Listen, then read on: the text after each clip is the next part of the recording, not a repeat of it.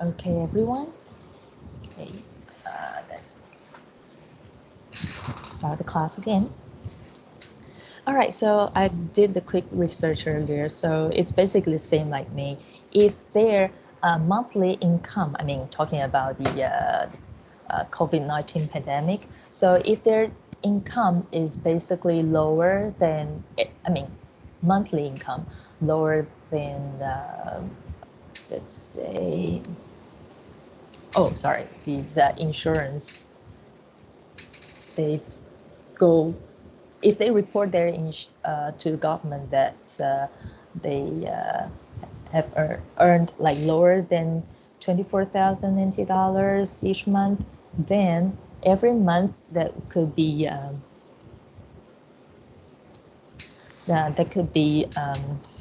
sorry, they they could receive 10,000 NT dollars continue for 3 months, which is totally 30,000 NT dollars, which is exactly the same as what I had. All right, so that's okay. So let's go back to where we were. So earlier we were talking about this government report, so then you know that what is going on. And then talking about the location, because the night market can be located in any place. So like traditional markets, what does that mean, traditional market? Well, technically that area was originally a market, but in the daytime market. So in the nighttime, it becomes night market. So traditional night market, traditional market would be like 40%. And residential area is about 17.3. And that is really interesting about that is in Taiwan, we do have what we call business area, residential area, but the line between these two are not quite clear in most of places. So in residential area, let's talk about like Fengjiang Night Market in Taichung. Fengjiang Night Market basically were formed because of their two schools and students need to go shop for food. And from that, there are more and more shops open due to the needing of the students. They have to buy stuffs and to use to live in the dorm. They need a supplement.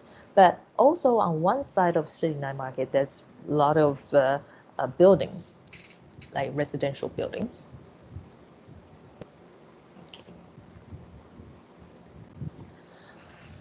Okay, so then the night market. Okay, so this kind of what we call night market is like what I said, in the suburb countryside, and they're only open several days a week, and they were located they would be located in a certain area, and then they will go for other places and come back in 2 days. Around Tempo, okay, let's say, like I said earlier, we mentioned earlier in 1908, the night market opened from 6 p.m. to 12 a.m. down in Kaohsiung. It is around a Tempo. And also one is very famous in northern Taiwan called Keelung Night Market. Miaokou is Jilong Miaokou Yeshi. Keelung Miaokou is like the entrance of the temple. So it's also the night market is formed around the temple. Even when you talk about Shilin Night Market, some of you might be walking around just outside or to a small alley, but if you walk from the main road all the way to the back, then you will see a temple. So temple, well, located in temple, it has 5.2%.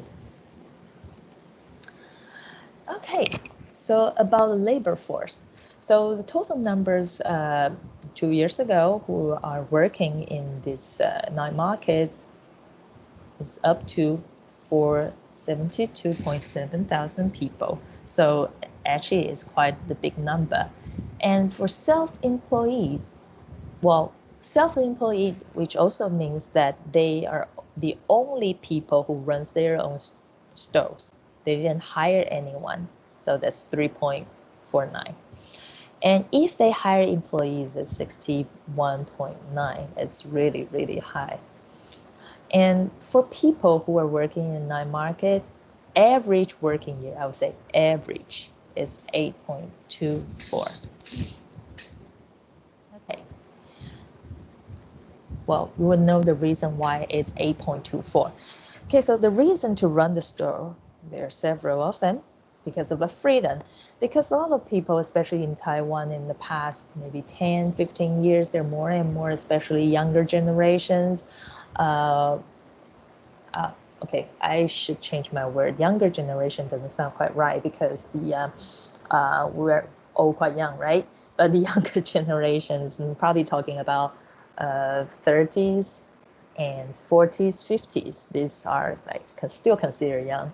So people don't really feel like to stay in the office all the time. First of all, is because of freedom, because you have to work at least 8 hours, 9 hours, or even 10 hours a day, but the income is exactly the same. So you couldn't go anywhere doing the other things that you wanted. You kind of completely trapped in the office. So freedom, they still have quite amount. And extra income for a household, or maybe some of them has a daytime job, but in the nighttime they will go work as employee and or as a store owner, which doesn't mean that they have to open they have to run the business for for so many hours a day, but they can make up their own plan, like how long they're gonna keep opening that day, or if they have other plans they don't need to show up. That is they can create it extra income for households. Or some people has you know well it's anyways, it means like it allows people to have extra income. So no other survival skills. Well, in old time in Taiwan, they're not, especially people around maybe late 60s, 70s, that kind of year, there are a lot of people are not really able to have a proper education, especially if they're from the country's area, not in big cities. So that also makes them not able to have the proper survival skills. So then what they can do is minimal, and they decided to make food because, cooking is mostly people can learn a lot easier than other jobs, and people need to eat every day.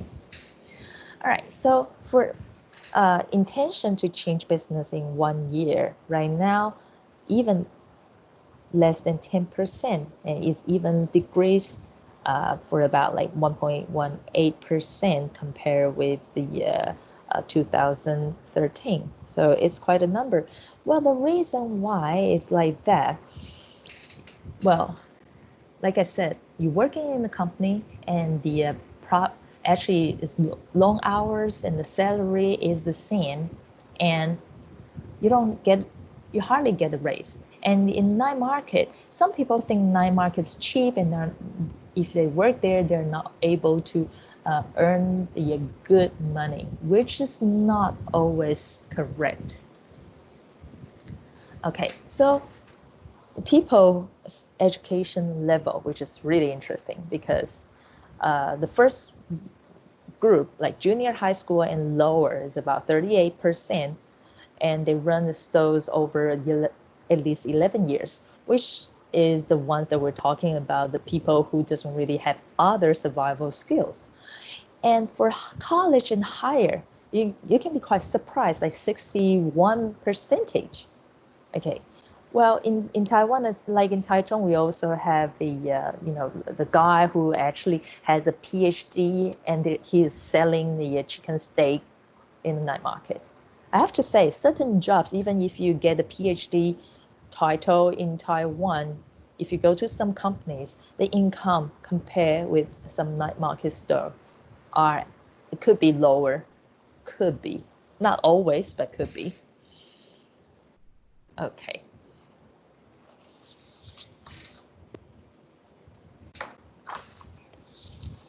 All right, so also a lot of people talking about the night markets, like is the night market the tumor of the city? Because now Taiwan society has a lot of people thinking about what we call modernization. And so some people think that night market is something out of date, and the presentation of the night market could be like a really messy, dirty, not in order. But this is very strange. I know this is when it's clean and nice and organized, it actually feels good. But because it was so tourism-like, and it actually lose its original character because of the chaos in the night markets actually attracted people. Why they want to be there? They like to feel the passion. They like to feel the crowds. Okay, so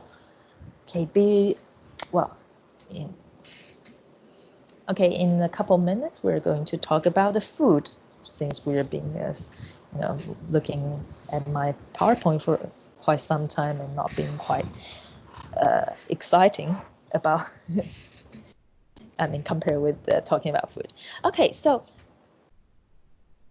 how much money you can make in the night market is actually a secret.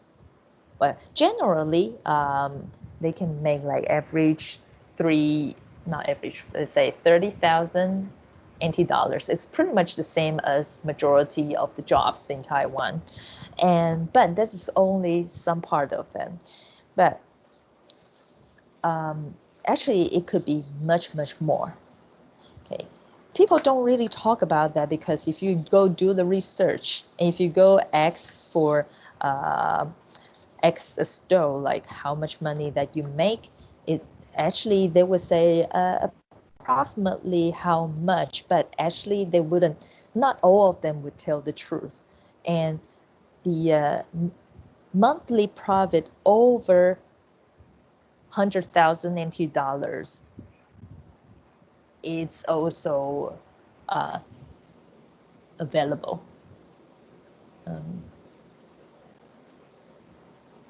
Yes. Lower tax, yes. To pay a lower tax is, well, not every stove. Because the government, if they know immediately, and because someone reported stove, like, for example, because if there's one person stand by the stoves and start to count that how many plates of their products being sold per night, so they can count like how much money approximately they will earn per month. So if they got reported by those people, and the government, the tax office might come and start to charge them higher tax. So it's not always quite easy to avoid that situation.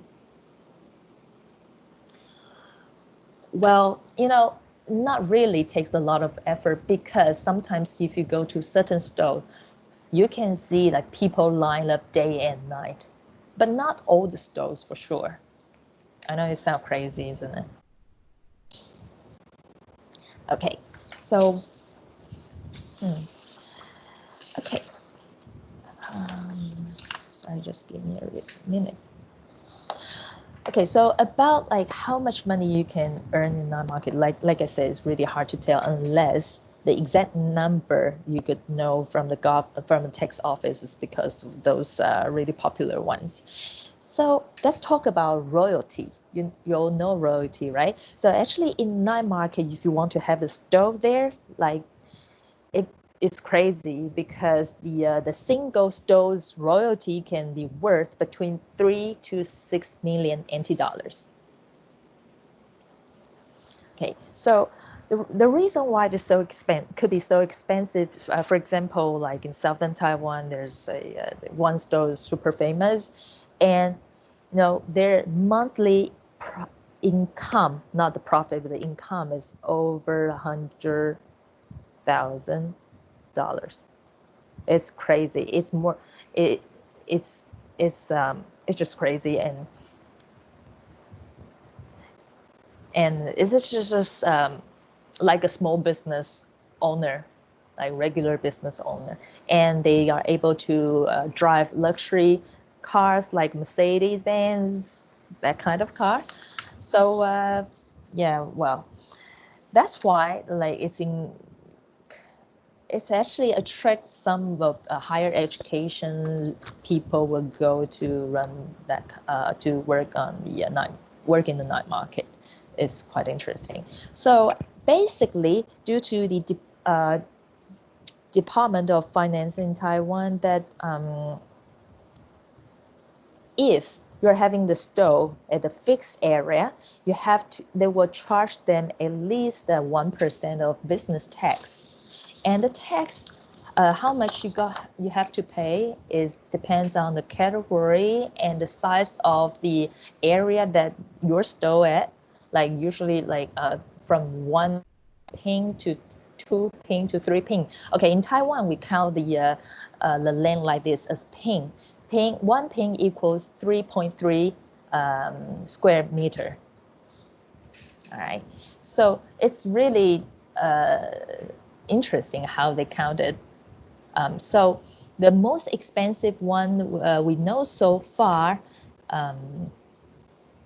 is about 260,000, around 265,000 NT dollars. This is the most expensive, not expensive, the highest income ones. And so every month they need to pay about 2,700 business tax only.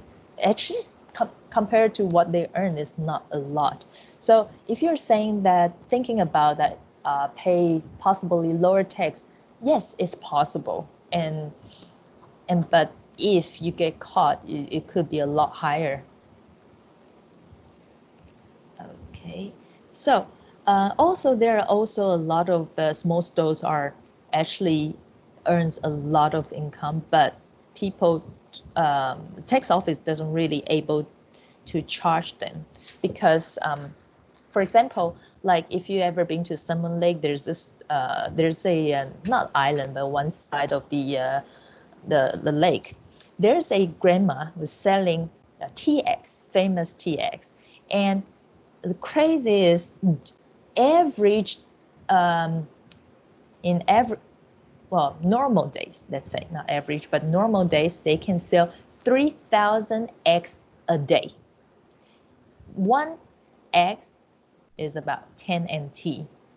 So every day she can at least earn that much. And on the weekend, sometimes she sold about 6,000 eggs. 6,000 on the weekends or public holidays. That is really crazy. But she's never being charged tax. And so, well, because it's just a store somewhere that if the government, the people who works in tax office didn't really pay attention, and it is not located in a place where they usually charged tax. And it was also have to be relied on people's report. If someone report this stores, and the tax office will have to go and check to see if it's really like what he said. If that's so, they will be charged. So that's very simple. So I know it sounds crazy, even selling eggs. If you go to a night market, if you pay attention, for example, we're buying the bubble tea, for example. If you're standing there and not saying bubble tea, let's say papaya milkshake. This is very commonly seen in Taiwan. It's very popular. In Kaohsiung, there's one store is really, really famous for papaya milkshake. They have 12 employees just to sell 700 cups of papaya milkshake, and each cup is about 50 NT dollars. So it's really obvious. They earn their income has already reached a certain level.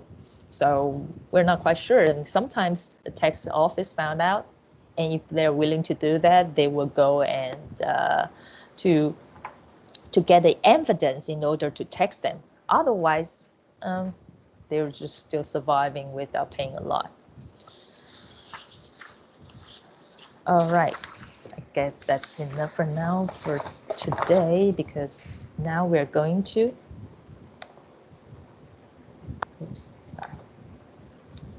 check out the food. Okay, so the night market, right now you can see this. Okay, so this picture looks a little bit strange, but this is actually the one on the left. This is the famous night market down in Kaohsiung called Liuhe Night Market.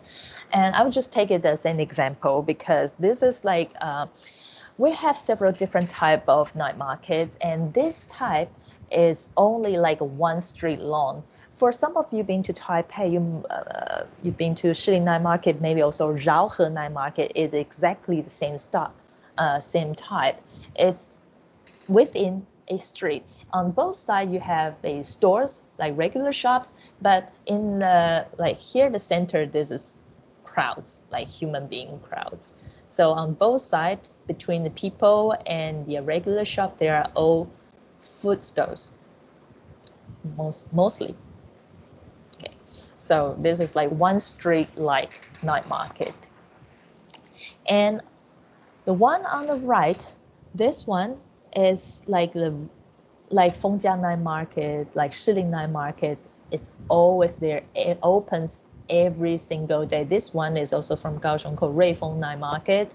So it's like set up in a certain area, and so every night, let's say every night, no matter which type of night market, the stores are most basically the same. They will have their stores at the same place. Okay, so the next one. These two pictures are pretty much the same. The one on the left is mostly about food, and another one on the right is about for example, like the one on the bottom, this is for selling the clothes, and the one in the center on the left, this is like playing dart. You can do the dart. You can shoot the dart onto some water balls. Okay.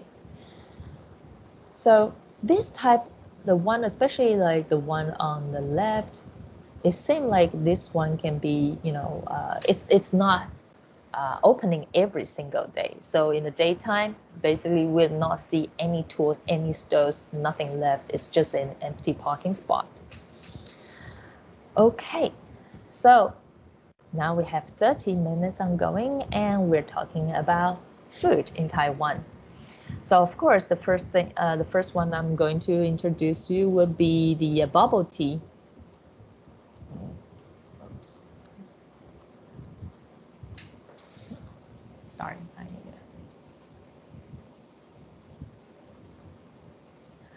All right. So looking at this PowerPoint, you realize that I write down boba milk tea. Someone actually mentioned that earlier in the chat room, and also bubble tea. Why they're like really confusing, having different names? Actually, it's for reasons. Okay, so why boba? Is there anyone knows what boba means? Anyone? Please raise your hand. No one? All right, there you go. Oh, there's Elvis. Is that? It's like brown sugar. Okay, Boba is like brown sugar of balls and turn into milk tea and other drink. Right. Okay. Thank you. And sorry, I was confusing who was talking about it. Okay. Right. Like green. I'm not quite sure how you're gonna read this. Eh?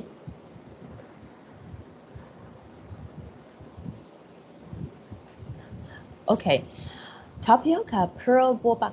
All right, thank you for your answer. Okay, the reason why it's called boba.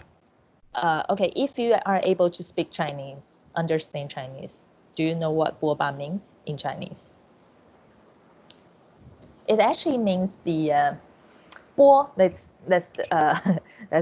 separate two words to say. Bo is like wave, or the shape like curve. Okay, ba is like king. So bo ba is actually in Chinese is how we call big breast women. So bo ba. Okay, so why is boba related to the bubble tea? It sounds really bizarre, right? So, okay, let's say the very first generation of bubble tea. Well, let's say in Taiwan, when people talking about bubble tea, you'll be really proud and saying, "Oh, uh, bubble tea is from Taiwan." Yes, and there are two shops actually both claim themselves are the ones who invented bubble tea. But actually, there's still the argument is always ongoing. Even someone write a thesis about that. But in the court, the court didn't do anything. So that's why the name bubble tea, boba milk tea is everywhere right now. But due to the data, bubble tea was invented in 1986, which is about 34 years ago. And well, there are two shops who both saying they invented bubble tea. One is in Taichung.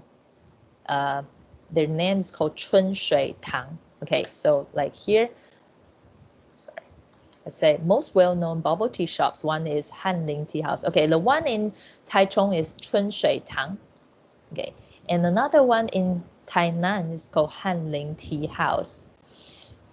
Well, I would more going for the one in let's say in Tainan, because the founder of Hanling Tea House, when in 1986, when he went to the traditional market, and he saw these little white pearls, which is tapioca, right? And so he just gets interested in thinking about doing something with this tapioca. So he mix and match the tapioca together with the milk tea and becomes the first generation of bubble tea. And the black pearl, this kind of black ones are basically a bigger tapioca along with the brown sugar inside mixed cooked together. So it becomes produced together, let's say. So it becomes black. And Chun Shui Tang, they said that it's one day one of their employee and just want to make something different for their regular customers. So she just tried to add the pearls into the milk tea so they become popular someday. And so then one day it becomes a part of the menu. That's how they invented bubble tea. Well, personally, I would go for the second Hanling Tea House and the one in Tainan, but doesn't matter because nowadays I have to say, unless you go to this, let's say when bubble tea was first invented for the first few years, when I tried, it actually doesn't taste the same as nowadays. The ingredients are the same pretty much, but the way it's being produced is not exactly quite alike. Anyways, they all taste really good. And some people mention Gong Cha. Gong Cha is still available in Taiwan, but there are only very few branch left. I know it's right now, majority of shops are located in Southeast Asia, especially like in Singapore maybe or Malaysia. And okay, so why boba? Like I said earlier, sorry, I just escaped that topic. So boba means big breast women. I know that sounds weird. And I'm terrifying on finding a picture of that lady to show you, but she's got a great figure because in the 1986 there's one Cantonese, not Cantonese, Hong Kong actress, and she's very famous at the time, and she's got great body figure. She's slim, I mean fit, slim, but got big breasts. And the owner of Hunting Tea House, he he said when he invented bubble tea, he looked at the bubbles and just thought about her breast because she was actually not, well, he's not like perverted type of person. It's just because she was so famous at the time. So that's why, because of the shape of the bubbles. So that's how he named it boba milk tea. So if you go to a place like in the United States, there's still a lot of shops, they will say they're selling boba milk tea instead of bubble tea, because a lot of Chinese people, they're still using this name instead of bubble. Well, I hope this didn't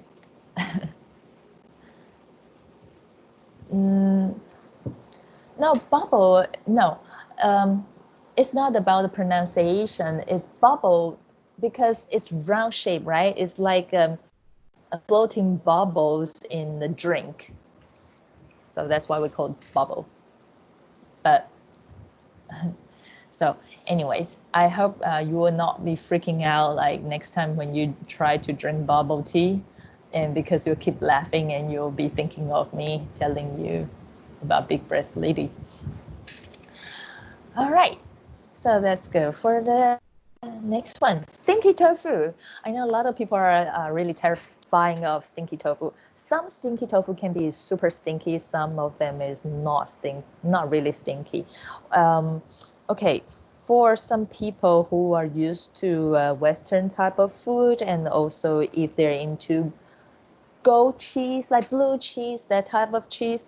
Okay, this is how I would describe it. Let's say Taiwanese stinky tofu is mostly equals to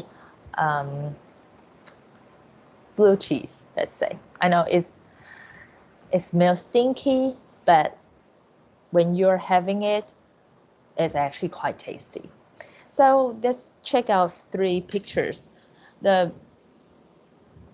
one on the left hand side, one up here.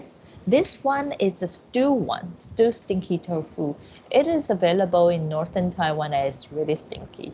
So when you go into that, go to that area on the street of Shenkeng Old Street, you can smell from far away because every single restaurant there, they actually have this type of stinky tofu.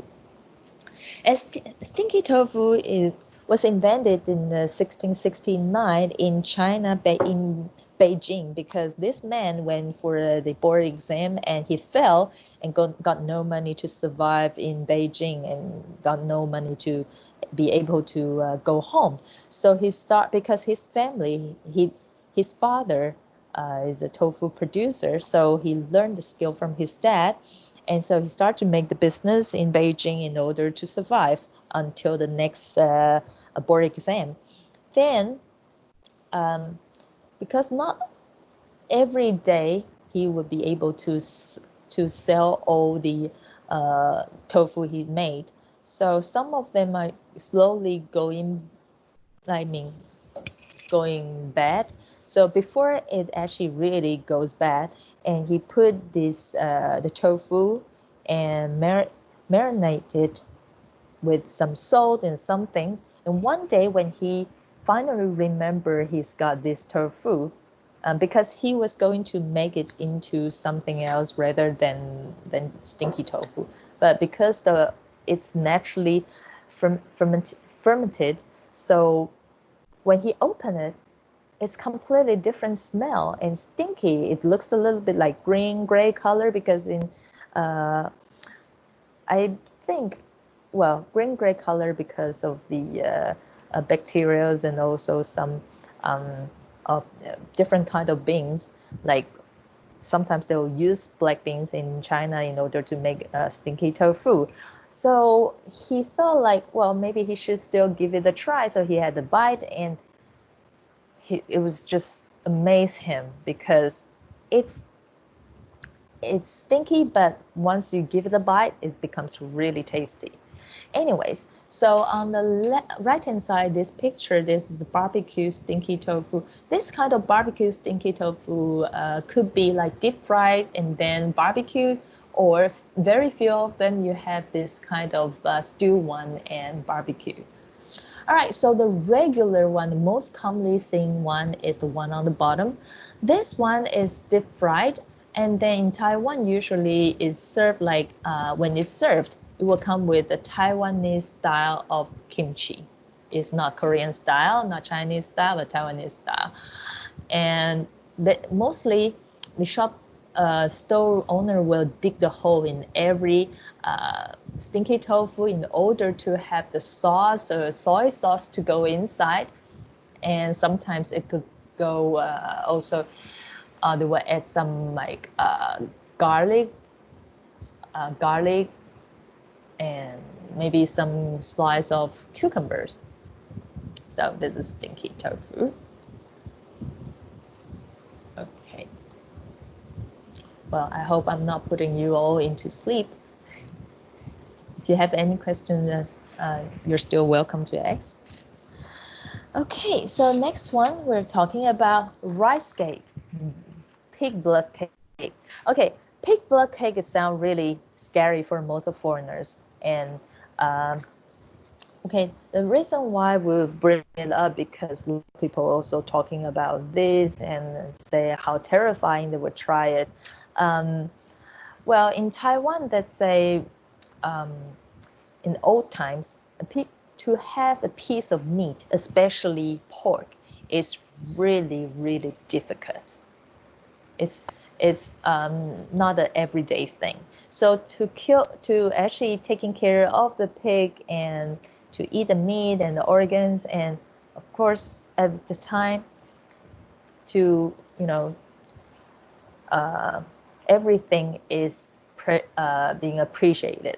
But actually, why it's called rice cake at the beginning? Because originally it's called rice cake. It's not pig blood cake or some other cake.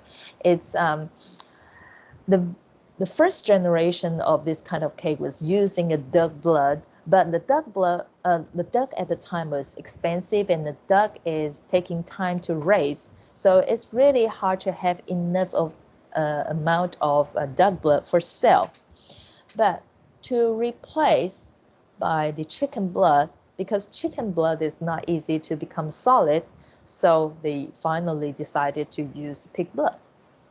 Okay, so that way people will not waste the blood, because everything a long time ago when economic is not good and it's basically an agricultural society. People tend to save everything possible. So how this being formed is because when they're making this cake, and all this little white dot that you can see on this black cake is actually sticky rice. Okay, or some kind most sticky rice. So they will actually add this pig blood into the rice, like sticky rice, and then until it's solid, and then send it to steam. So usually in the night market, you will see it's served like this. And so when we take it out from the steamer, it will go, we'll use the sauce to cover the cake. Basically, the sauce will be soy sauce or maybe some spicy sauce, like hot sauce, and then wrapped with the peanut powder, and the final touch will be a coriander. But of course, coriander is not everybody's thing, so you can say no to the store owner as well if you wanted to. So that is this is a very traditional Taiwan food, Taiwan invented.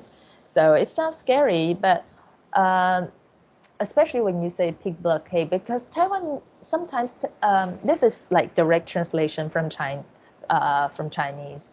Well, sometimes in Taiwan, that people would name food like really directly. So as soon you hear that, you can know the ingredients and you know where it's come from, something like that. All right, next page. All right, this is also quite scary for you. Oh, sorry, let's go back to pig blood cake again.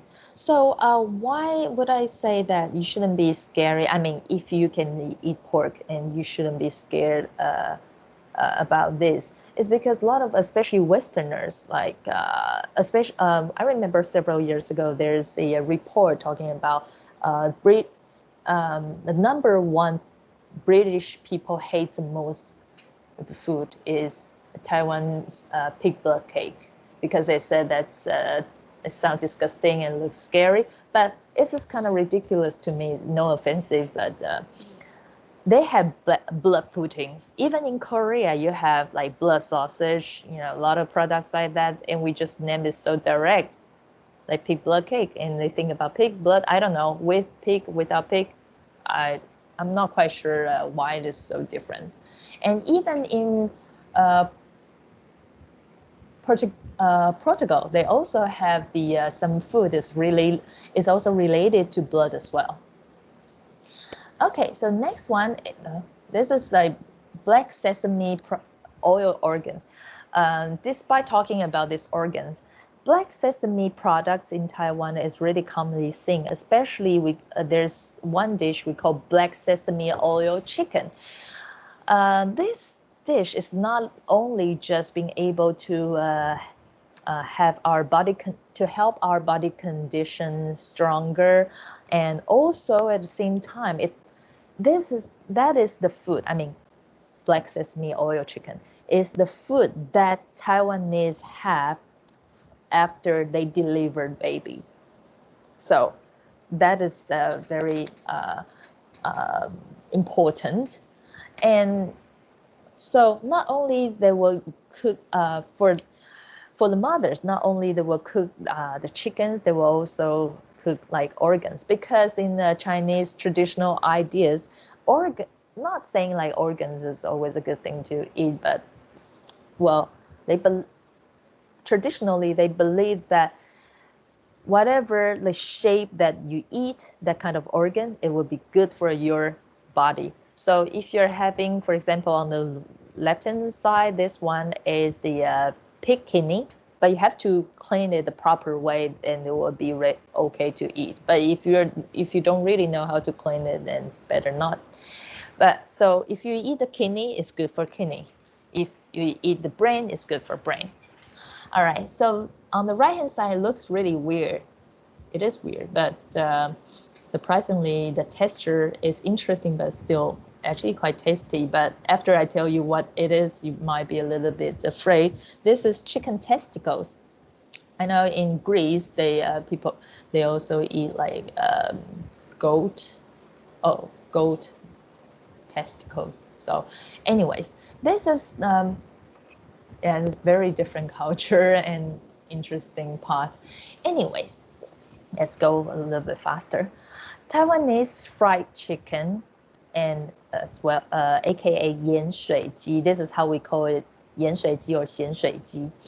Okay, so why Taiwanese chicken? Well, fried chicken. Well, in 1971, it was invented by a couple, let's say, because at that time, American style of fried chicken was introduced to Taiwan, and because at the time it's more not expensive, but also not quite easy to eat. What does mean not quite easy? Like every time when you have the fried chicken, it becomes oily on your face and on your hands, it's everywhere. So this couple from Tainan, they use their own the chicken they sell on their own, and chop them into small slices and deep fried, but not fried as long as a regular fried chicken. And they would just add like special mixed salted pepper sauce. Sorry. So the reason why I choose this picture on the left because it's also included what this is. This is the rice cake that we mentioned earlier. So rice cake is not only can be served like the, like this picture on the right, and it can be also deep fried and also into several other cuisines or even hot pot. So basically you will see everywhere. But if you are not, if you really want to try some sticky rice like that, but you are in fear of this or cannot eat that, we also have the vegetarian type of rice cake.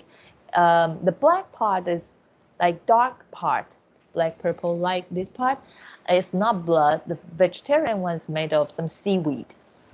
Okay, so when you go to purchase Taiwanese fried chicken, you will go to the stove mostly like this, and they will have a lot of choices. I guess I should make the picture bigger, but sorry, can't do it. So we can see there are a lot of I can see like chicken feet, chicken wing, chicken skin, and sausage, fish balls, and bean curd, fish balls, fried chicken, and mushrooms, and sometimes a lot of vegetables as well. So everything mostly can be made into this 盐水鸡. Okay, so it's the next one. Coffin bread, or okay, coffin bread. Why coffin bread? Coffin, we also call it a deep fried sandwich. So during the Japanese rules, there's one Taiwanese man was actually works and he actually runs his own business. So when the American army came to Taiwan, he went to his friend who's working, who used to work together with him in the army, who by making the Western type of pastries. So he invited him to start a business with him. And one day, the owner's friend, which is a professor, he wants to try different kind of snacks. And so he has this idea like to make something more Western style. Because at the time, I have to say Western style equals deep fried. All right, this is the very different idea. Because in traditional Taiwanese food, not quite like, I mean, old-fashioned traditional one, you really can hardly find any, not any, maybe one or two is deep fried. But this is also influenced by the foreigners. Okay, so he just made this kind of the box, and which is like a big piece of toast, and he just made the center become empty and add the stuffing inside. Traditionally, it would be a chicken liver, a squid, but nowadays there are a lot of different kind of choices that you can choose from, and the vegetarian one as well. And so, because the professor thinks this is the center is hollow and the shape looks like a coffin, so it's named coffin bread. The coffin doesn't sound like a very lucky thing, but because in Chinese, okay, it's called 官财, but we also have the term to say 升官发财. 升官 means getting promotion, 发财 is getting earn more fortune. So it's 官财. Oh, sorry.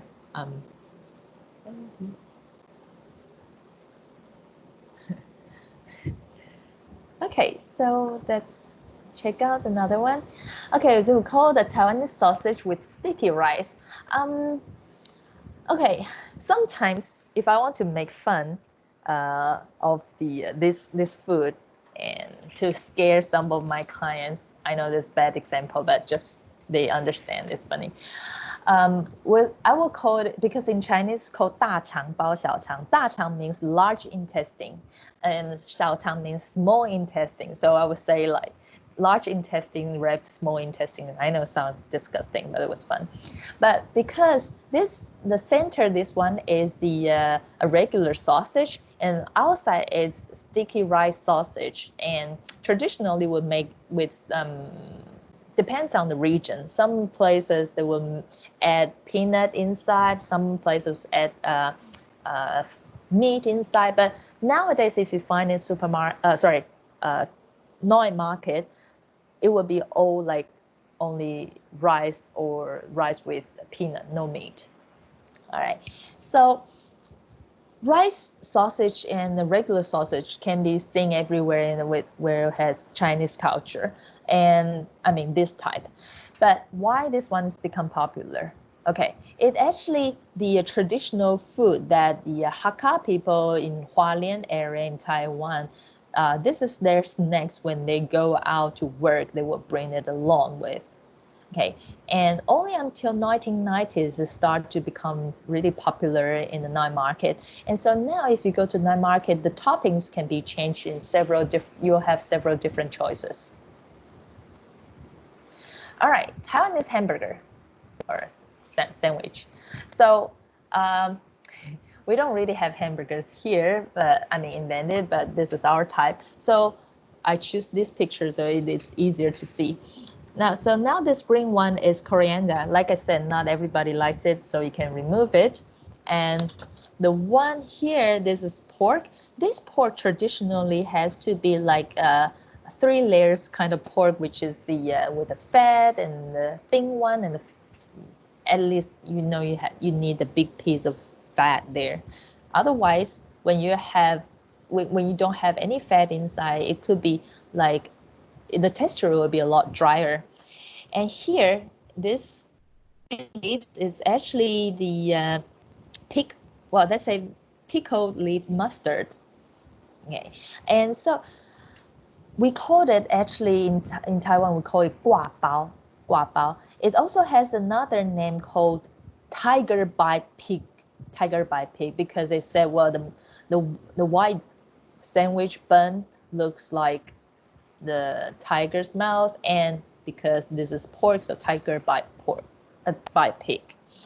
And so especially in Taiwan, by the end of the year, that people will worship the gods in order to receive more luck and fortune in the next following year. And so for the company as well, they will have the reception for the company employees to celebrate the end of the year. So traditionally, this will be available on their table because they said the shape of this, the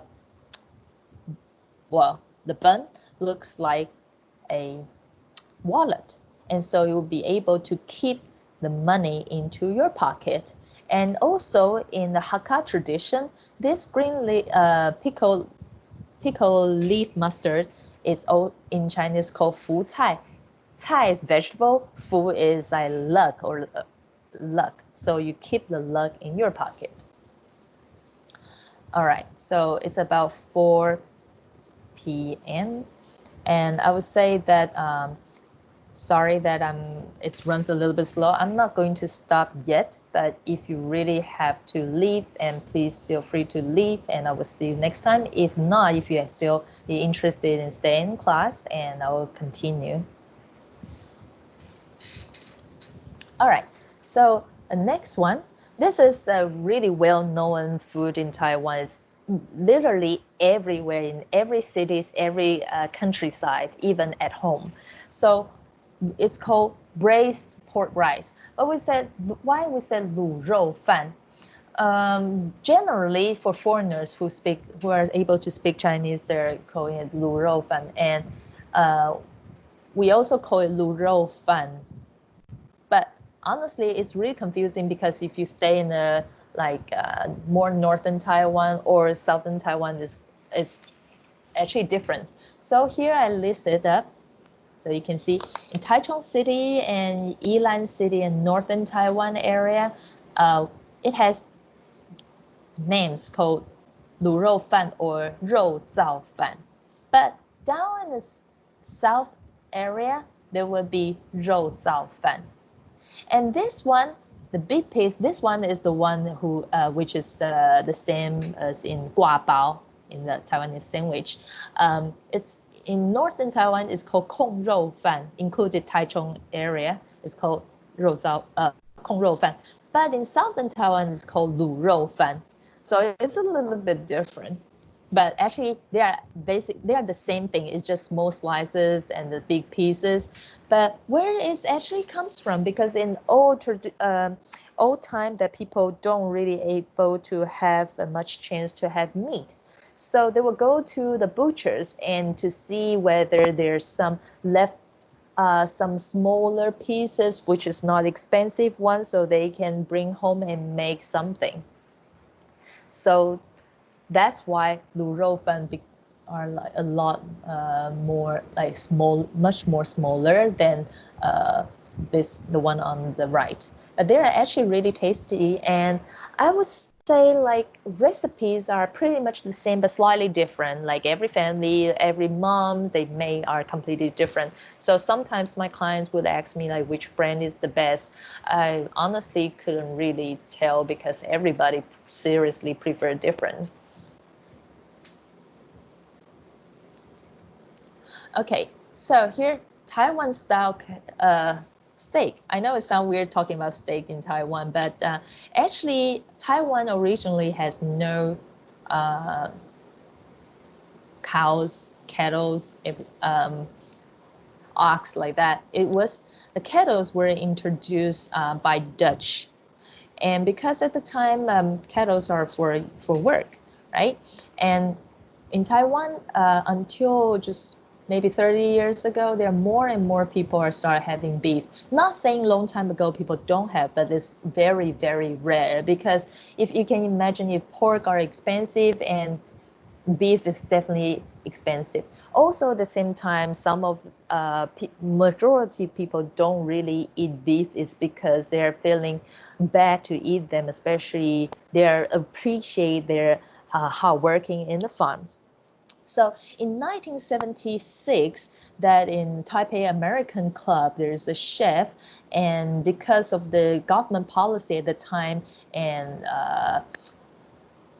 it wasn't really good for beef, so the price of the beef is actually decreasing. So this chef he opened up the stove in Taipei and used the hot plate to cook the steak. So this black one is hot plate, and you can see the noodles here. Okay, the character of Taiwan style steak is you will see a steak. And nowadays it's also available like chicken, pork, beef, and sometimes fish. So you will have some noodles and also three colors of veggies like corn, green bean, and carrot. And especially it has to be uh, an egg. But nowadays, sometimes you don't get an egg in the night market because the price is already raising higher. So if you want an egg, you might have to add extra money. Okay, so next one. This is Aiyu jelly, or jelly fig is not commonly here, but the reason why I put it there because this is how it looks like. Why it's called jelly fig? Well, Aiyu is actually this one is from the same family as figs and banyan tree. So basically, their flowers were hiding, so they're in the same family. So Ivy was discovered like about 200 years ago by a Chinese businessman walking in the southern in mountains in southern Taiwan. Uh, when he was having the water from the river, and he discovered it because okay, so to have the process from this to dry out and to show like this is about 10 days. Okay, from left hand side to right hand side, it takes 10 days.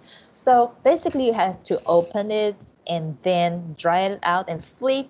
This is, okay, the picture on the right hand side, it looks like fuzzy like. It is actually, they are all the ayus seed. It's inside of this fruit. So you have to flip it out inside out. All right. So you have to use hand to wash the seed. Okay. To wash the seed for and you cannot use filtered water to wash it. So it will become the jelly like the bottom picture. So if you're not having this IU for like about 12 hours, you just sit it there, it will start to become partly watery. That's natural. And within 1 week, if you don't have it for 1 week, the natural one would becomes water again, like liquid. So this is only available in Taiwan. So if you have the chance to try night market, go and try it, especially in the summertime. It's really, really good. And we will go with the lemon, like lemon juice, along with some maybe honey, brown or brown sugar. It's really tasty. Okay, so Bawan is something that you might not be really interested, but let's say Taiwanese meatball we call Bawan. Bawan was invented in 1898 because of a flood. Okay, at the time, it's flood happened in many places in Taiwan, also down to this place called Beidou. So the first generation used sweet potato powder and with the stuffing, which is the cabbage, and then make it becomes the one like this, the bottom right, this picture. Okay, so the third generation makes some change, so it becomes popular. But actually, the very first bawang was invented in order to support people who are having problems with the flood. Okay, so they're just supporting those people. But nowadays in the market, unless they say 北斗 bawang, otherwise majority of bawang were like this round shape. The oldest one is like a bottom right. This one is made by kind of sealed by hand, so you can clearly see there's some shape, which is the fingers shape. All right, so you can find like a deep fried, not kind of deep fried and or the steam type. Okay, the fillings could not from cabbage to cabbage is not quite available, but majority are bamboos. Talking about bamboos, I know some of the bamboos in your country, like I know in Singapore and Malaysia, can smell like quite stinky. But in Taiwan, we basically don't have the bamboos preserved like that or having smell like that. So if you would like to try it out, don't be afraid. All right, so this is called brown sugar bun cake. This is from Tainan. This is invented about at least over 130 years ago. What is inside of this cake is brown sugar, and also it's also available in white sugar ones too. But traditionally, the bun is only in this kind of brown color or white color. And the reason why I want to introduce that because it's very special, though you might not really like it, but it's still not bad. Traditionally, to make this cake, we call it pong bing. Okay, and it is for worshiping the gods and give us a word and to how do you say, to serve as a food for a woman who becomes mother. Okay, it sounds really strange why use it as a word, because, well, 130 years ago, sugar are quite expensive, especially brown sugar is super expensive. So if there anyone's family is able to purchase this type of pastry, which means they're rich people. So if you're not rich enough, you're not able to get it. So that's, at the time, this bun cake is quite valuable. That's why it becomes a word as well. But if you have an argument or have a fight with someone, and if you want to say sorry, to make this as a gift is also doable too. So you can see like how much it it would cost at the time. Okay, so then how the traditional way that we eat it? Basically, we are not opening the hole like this big, but like a small little hole. You just kind of use the tool to poke a hole. And then in the pan, you'll have black sesame oil and some ginger, and start and put the cake in the pan and start to fry it until it's soft. You crack an egg into the bun cake, and then cook until both sides is soft and flat, like the picture on the right, and to serve. So they said this is super good for women, for mothers who just delivered babies. So if you have 3 of this, it equals a whole black sesame oil chicken, they said. But if you want advanced style, then you can add extra like smoky 桂圆, like longan. All right, so this is oyster omelet. Wow. Oyster omelet is, well, the Taiwan, there, okay, I remember like in Singapore, my friend is interesting. She is not from Singapore, but she took me to have a Taiwan, they said Taiwanese oyster omelet, but actually to me, it is not Taiwanese oyster omelet. It's like oyster pancake, kind of like, to me. But okay, the Taiwanese invented style, well, it's kind of, let's say, originally, the earliest oyster omelet available in Taiwan is in Koxinga time, because when the Koxinga was having a war with Dutch people knows that Chinese people eat a lot of rice, so they hide the rice and, I mean, basically food. So the Koxinga needs to survive, so he sent the soldiers to the beach area and to get the oysters, like wild oysters from the beach, and then wrap with the sweet potato powder, then fried or pan fried. Okay, so nowadays there's only one place still serve exactly the same one like this. That is in Kinmen Island, but not in Taiwan Island now. So the Taiwanese style is invented during the Japanese rule, and this man just invented this just oyster goes with eggs and some veggies covered with the potato powder, let's say potato starch. Then you cover with this kind of orange pink kind of sauce. All right. Okay, so this is mullet roe. It is not very, it's not everywhere. Basically, only available in certain night market down in south. Okay, mullet is kind of fish, and roe is eggs. So why mullet roe? Because hold on. Sorry. Oh, sorry, I jumped over to mullet roe. Okay, let's go back to this part. I'll just jump over. Deep fried Spanish mackerel soup. I have to talk about this because it's really interesting. Because then from the Dutch for most of the time, it's possibly the way that we eat this dish or to make this dish is teaching by the Portuguese seller. Portuguese never got to Taiwan, but they were selling from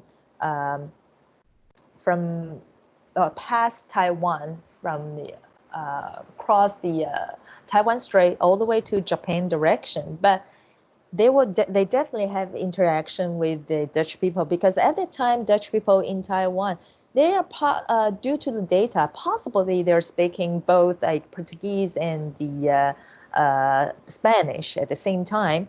And anyways, because like I said, traditional Taiwanese food has no deep fried kind of food and no spice like chili spicy at all. And but then this is what we call like European type of way of eating. What does that mean? Deep fried. All right, this is a key word, deep fried. So in Chinese, we call this dish 土托鱼羹. 土托鱼 is mackerel, mackerel in in our language, in Taiwanese, 土托鱼. And so because we suspicious this name was coming from a Portuguese called Dorado, Dorado. So it sounds like tutor. Anyways, okay, I'm gonna jump this one. flaky scallion pancake. Okay, this pancake is invented in the Shandong province of China, in China, but then it was brought in by the soldiers after 1949 to Taiwan, and then Taiwan developed even more styles of this kind of flaky scallion pancake. You can add a lot of different kind of extra ingredients like eggs, beef, sausage, ham, bacon, chicken, vegetable, whatever you want to add it together. So then afterwards, what is interesting, from Shandong province to Taiwan, and then it becomes popular again and passed back from Taiwan to Shandong or to China. But this is only available since 2004. All right, let's talk about mullet roe now. Okay, so mullet is kind of fish, and it's only producing roes when they reach like southwest Taiwan in wintertime. So at the time, the record is quite interesting because it's been like years. Let's say it's been a long. Let's say since the earliest record that we have is about like 16th century, that there are people like from mainland China came over to Taiwan to catch this fish. Not only it has roes, and they can also preserve this the mullet, the meat, and so the sellers on the boat, they can survive easily. So they actually can earn a lot of money through that. So in 1633, there's a record saying that from Dutch records, it said Chinese people catch like over 10,000 mullet in 2 days. So you can imagine how many mullet that we had at the time already. So what is interesting is because the Chinese fishermen can earn a lot of money due to fishing the mullet. And so Dutch at the time, they actually taxed the Chinese fishermen. So, well, so that's also why we called it Hei Jin. Hei is black, Jin is money, like hey, or sorry, not money, gold. So like black gold because of the color, and also why it's so valuable. So usually in Taiwan, it's served like the dish, like on like the picture on the right hand side. So basically, this is mullet roe is quite expensive. So this type of mullet roe in the picture you can see right now is probably only worth about $700 NT. I say only is because this is man raised, like from the fish farm. If this is a wild mullet, they would be like the size of the roe will be smaller, and the price will be over 1,200 NT dollars per pair. So I know it sounds crazy, so we call it like black gold. Okay, and especially in the old time, like people, if they have certain amount of money and they host a wedding reception, and this dish in the wedding reception is needed, must have. All right, I'm gonna go a lot faster. Okay, so this is Tainan beef soup. Why beef soup? Like I said, like Taiwan doesn't really have the beef eating culture that like other countries long time ago, but Taiwan beef soup is only being invented about like 40 years ago, and mainly all this beef are coming from milk cow. So because it's raised, all these cows were raised around Tainan area, so we called it Tainan beef soup. It's really interesting part is this milk cows were taking care in the early morning, very early morning, like midnight. So then this meat were never being refrigerated.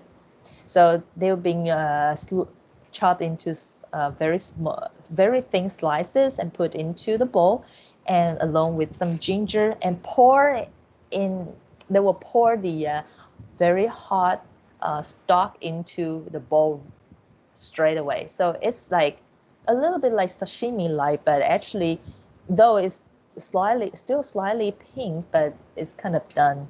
So it's really, really popular in Thailand. Okay, this is the squid. Okay, this kind of deep fried squid, I don't really have any history to talk about it. I was just saying that it is actually bigger than the chicken steak that you got. All right, so this is another kind of pork sausage. It's basically more like a indigenous people style. And Macau is a kind of pepper. We call it also called a wild pepper. This kind of pepper has the fragrance of like lemon ginger, lemongrass, that kind of taste, that kind of fragrance. So it's actually quite tasty. And this is also another indigenous style of food. So this is barbecue salted fish, and mostly we use the tilapia. Okay. Okay, so because we have someone from Singapore, and this is related to Singapore. I know Singapore don't have this kind of farm or fish farm like this, but it was introduced from Singapore in 1946. And at the time, because it's 1946 is the end of World War II, and because Japanese, they wanted to be able to support themselves, the food, so they breeded this fish in Singapore. So at that time, there are two soldiers, Taiwanese soldiers, but when we were part of Japan at the time, they were sent to Singapore, and when they returned, they also brought it back introduced back to Taiwan. But nowadays, because originally tilapia was from Africa, but after the hybrid in Taiwan is already quite different. The reason why they choose it because it has a lot of meat and easy to farm. Okay, so basically you will remove all the salted area, like remove the salt along with the skin. You don't eat the skin, you just take the meat. It is super good. I wouldn't suggest to go with the salted pepper because it's already quite salted. But it was really nice, juicy, beautiful. Okay, so this is foreign invented. This is cheese potato. You don't really see a potato down there, but they use the American imported potatoes because there's so many different type of potatoes in the world. Not every kind is suitable. So this is originally invented at Fengjiang night market. I know in the Western countries there are already, cheese potato is already quite popular for several years, but this is very Taiwanese style because this cheese is partly a little bit like a sauce-like. It's not like quite completely solid. So you will see like the toppings, you can go with broccoli, corns, or tuna, sausage, smoked chicken, lemon chicken, ham, and so on. All right, this is Japanese influence octopus bowls, but in the Taiwan style and Japanese style is quite different due to the texture. Japanese style is quite soft. Taiwanese is like meatball type of texture. It got to be chewier. All right, so this is called pao pao ice. Pao pao ice is the basically originally you put the ingredients along with the ice into a bowl, and then you use hands.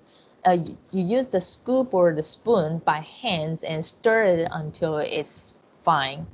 And so the texture is between like ice cream and smoothies. So because the way that how people stir it, it looks like they're making they're mixing the milk powder with the water. So that's why they call pao is like to make the drink. So they named it pao pao bing. But nowadays they're mostly machine made because a lot of people people who used to stir it with hands, usually they have problems with their hands afterwards. Okay, so there are a few more. I'm just gonna finish it quick. Okay, so this is called niu li. some people look at this and said, it's macaron. No, it's not. So nowadays people call it Taiwan macaron. Even a lot of Taiwanese wouldn't know what's its name. It's actually named called Niu Li. Niu Li. It has like over 60 years of history, and basically they use the full eggs and the flour to make it. So French macaron is using like almond powder and the egg white and sugar to make, so it's completely different. But at the time, it's actually the reason why Taiwan has this kind of pastries is the influence from U.S. At the time, I think the soldiers they brought in like lady finger, so that's how people start to being created to make to create to have this uh, looks like this. It's completely looks different compared with the lady fingers. But the name was called Niu Li. Some say Niu is means like cattle eyes or bull ox eyes, whatever, and looks like a big eyes. So that's why it's called Niu Li. Li is like a shape, like round shaped thing. And also another possible name is a direct translation from one French word. So it sounds like Niu Li. Okay. This is the we call grass jelly or masona jelly. This is masona leaf, and when it's dry out, you are able to make it into like black jelly, and it is really good for summertime because to prevent people get heat stroke. This is what we usually would have if possible, and it's actually tasty. You can see it in like as a topping on shaved ice, or like in the winter time you can also have it hot and it will become solid as well in when it's cold. When it's hot, you will. Some people will add extra ingredients such as bubbles and so or other type of beans. It's really good. Okay, so we got foreign influence. We got fried Oreos, and this is called Liangyuan. Liangyuan is cold. It serves cold. Liang means cold. Yuan is like a round shaped thing. And it has at least 70 years of history, at least. Originally was made in Jiayi down to the south, and then another one is in central Taiwan, no, just next to Taichung. But originally, let's say the outside is all made of potato powder, but inside use the fillings as pork or bean, like red bean, green bean, that kind of beans. So you have like meaty one. You also have some vegetarian or kind of bean bean stuffing. But this is like this type using pork or beans is mostly available in Jiayi, but invented in Jiayi. But the one invented in Zhanghua, they use pork and like mushrooms. So anyways, in the night market, when you see that they're mostly like chocolate or like green tea or some strawberry, other type of flavor. So it's nothing really meaty at all. All right. So next one, we're talking about some more drinks. In Taiwan, we have a lot of like fruit juice because Taiwan produce a lot different kind of food. That's we'll talk about later. And so this is bitter melon. So in Taiwan, not only you can have bubble tea, the food store you can find like a papaya milkshake, which is really popular for Taiwanese, and bitter melon with honey is also really popular. So there are also a lot of juice or drinks that you can go discover. Of course, fruit, and I know there are a lot of interesting fruit for you to see or experience. As for drinks, in Taiwan, we have a lot of mixed drinks to base like basically they use green tea as a base, so you can try so many different kind of tea and different kind of sugar level, ice cube level, so customize like what you saw in the video. Anyways, So this is the general introduction about the food in night market. But because we have our students from maybe Singapore, Malaysia, Indonesia, maybe. So I know that some of you might be Muslim students. If anyone is probably some is Muslim student in our class. So if you're Muslim students, don't worry about that. Not I have to say. Not every night market, halal food is not available in every night market, but we are trying our best. But if you come to Taichung, in Fengjiang night market, they have some stores that will have also halal certificate available, so you can tell exactly which store that is okay for you to go for. So, well, like I said, I took another extra 30 minutes talking about that, but I will try to, before the summer camp finished, I will send out the information that I can provide you when you come to Taiwan to discover the night markets. All right, guys, I'm sorry to keep you for extra 30 minutes, but I hope you enjoy the food on ice, because you cannot be here yet. But anyways, so this is the class for today, and I will see you again on the 24th, which is on Friday. Any questions so far? Any question?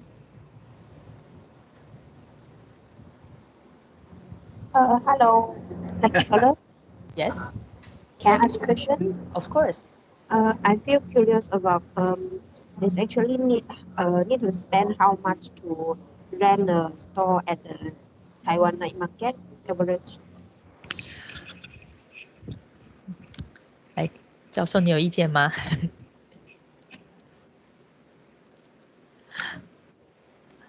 Okay, so the average, I'll have to look it up for you, because I don't have the exact number. Because the night markets, the food store, it could be cheap, could be quite expensive, but let's say.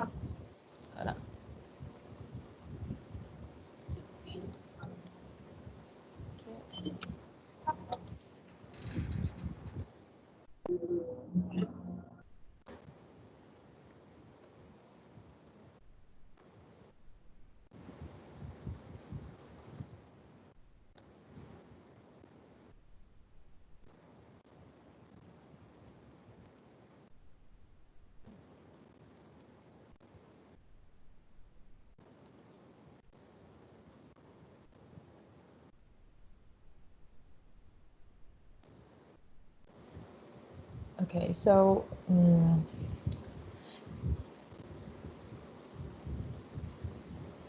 it's honestly, I wouldn't say there's a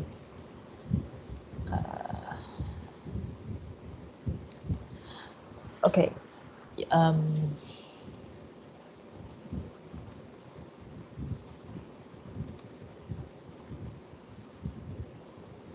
Okay, I'm not really quite sure about the data I can have, whether it's correct, but I have to say some of the stores, like I mentioned earlier, it really depends on the location that you got, because if you look at the night market, like which opens every day, if you're by the entrance or by certain area, it's every single store has different price already.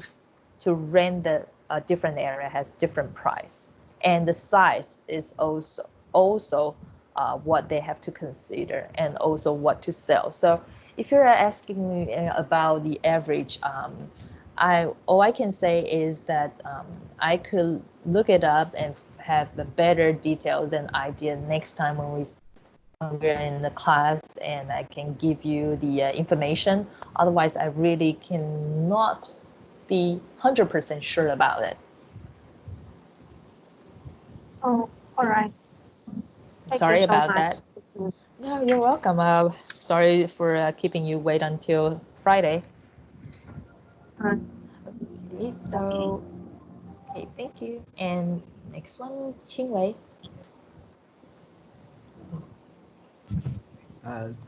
Some students want to share where is the difference between your country and the Taiwan market. So maybe from Singapore students, you can share what's the difference between the Taiwan and your country, or from Malaysia or Indonesia. I can share. I'm from Singapore. Yeah. In Singapore, night markets are like not permanently there. They usually move around. As compared to Taiwan, like Taiwan, I feel like the night markets are permanently situated at that particular spot, and they're like the main tourist attraction. But in Singapore, night markets kind of move around, and mostly locals would visit as compared to tourists. Okay, thank you. But actually, in Taiwan, we have a lot of night market is moving around. But majority of the night market, the tourists will go visit, are or like locals will visit, are always at the same place.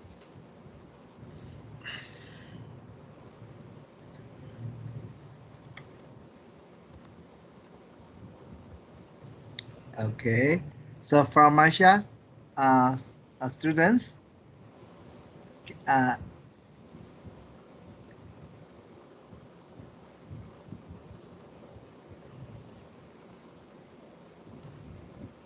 Okay. I visit Malaysia many times. Find some difference over here. The night markets are a little different. But I think about this difference by the Malaysian students described where is difference. I think it's better than me to describe where is difference. Hi there, I'm Marati from Malaysia. Yeah. Yeah, I would like to tell about the night market here. Normally, they'll be like situated in one place, so it has like certain states. We have like certain places, so mostly they're located in the housing areas. Like we'll be having like once a week, or for some places they'll be having like daily, but mostly they'll be having like once a week the night market. So yeah, they'll sell mostly on local delights, and that's all. Not much actually for, not to say not much for the tourists, but mostly the local people will go to the night market there. Right, thank you. Thank you. Hi, yeah, I come from Malaysia. Yes. Yeah, actually the difference between the market between Malaysia and Taiwan is not quite different. Not big difference, sorry. Just like Malaysia night market sells the food just some same like Taiwan, just like chicken chop, like bubble milk tea, and also the sing tofu. And the taste almost the same, but I think we just copy the food from Taiwan to Malaysia. Furthermore, just like we have used the local Malaysia food, such as Malay food or just like Indian food, just like this is only different. And other else, I think it's almost same. Yeah, that's all on me.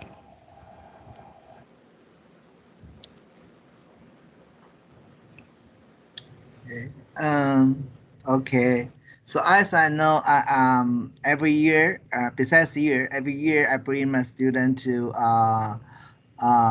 study at University Malaya, and my student is favorite to visit the SS2. SS2, let me have the good memories and over there. So many during the fruit stores for the visitors. So my students, Taiwan students, love to visit there, and to eat the durian.